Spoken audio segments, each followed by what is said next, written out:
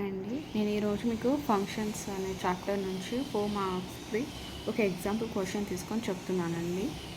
First మనకి ఇక్కడ ఇచ్చింది ఏంటి, if the function F is defined by అని చెప్పేసి F of X is equals to మనకి ఇక్కడ 3 ఈక్వేషన్స్ ఇచ్చాడు, ప్లస్ లిమిటేషన్స్ కూడా ఇచ్చాడు. ఎక్స్ వాల్యూస్ యొక్క లిమిటేషన్స్ ఇచ్చేసాడు. అంటే ఎక్స్ ఈజ్ ఫస్ట్ టైం ఇచ్చాడు, ఎక్స్ ఈజ్ గ్రేటర్ దెన్ 1 ఇచ్చాడు, తర్వాత -1 less than or equals to X less than or equals to 1 ఇచ్చాడు.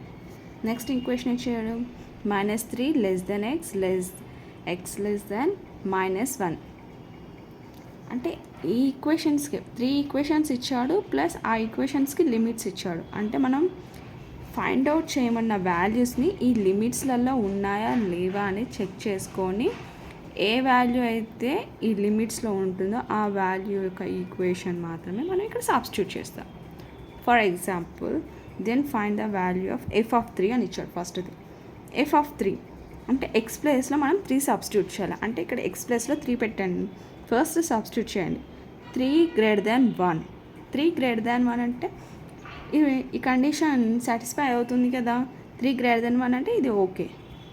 నెక్స్ట్ 3 అనుకోండి, నెక్స్ట్ కండిషన్లో సబ్స్టిట్యూట్ చేసామనుకోండి, -1 less than or equals 3 less than or equals to 1. ఇది -1 కంటే 3 పెద్దది, కాకపోతే 1 కన్నా చిన్నది. సో ఈ కండిషన్ అనేది నాట్ సాటిస్ఫైడ్.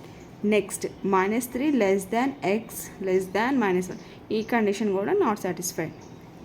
సో ఈ 2 కండిషన్స్ కాదు కాబట్టి ఓన్లీ ఈ యొక్క కండిషన్ సాటిస్ఫై అయింది కాబట్టి ఈ ఈక్వేషన్ మాత్రమే మనం తీసుకుంటాం. సో ఎఫ్ ఆఫ్ 3 అంటే ఫస్ట్ ఎఫ్ ఆఫ్ ఎక్స్గా ఒక ఈక్వేషన్ తీసుకున్నాం. ఇది ఈ కండిషన్ సాటిస్ఫై అయింది కాబట్టి ఈ కండిషన్ని తీసుకుంటాం. అంటే ఎక్స్ ప్లస్ 2 మాత్రం మనం తీసుకున్నాం. ఎక్స్ ప్లస్లో ఇప్పుడు 3 తీసుకోవాలి, ఎందుకంటే మనం ఫైండ్ అవుట్ చేయమంది 3 ఎఫ్ ఆఫ్ 3 కాబట్టి F of 3 is equals to 3 + 2 = 5. Next at the same time F of 0 అనేది ఎక్స్ లిమిట్స్లో ఎక్కడుందో చూసుకుందాం. 0 గ్రేటర్ దెన్ 1, ఈ కండిషన్ అనేది not satisfied. -1 less than or equals to 0 less than or equals to 1, అంటే ఈ condition మాత్రమే సాటిస్ఫై అవుతుంది.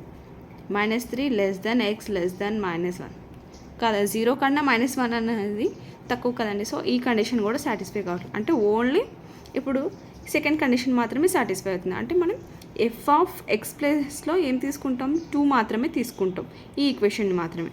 అప్పుడు ఎఫ్ ఆఫ్ 0 ఏమవుతుంది, 2 అనే వస్తుంది.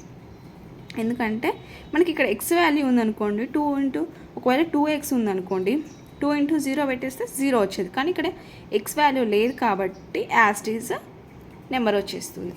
నెక్స్ట్ ఎఫ్ ఆఫ్ -1.5 అన్నాడు.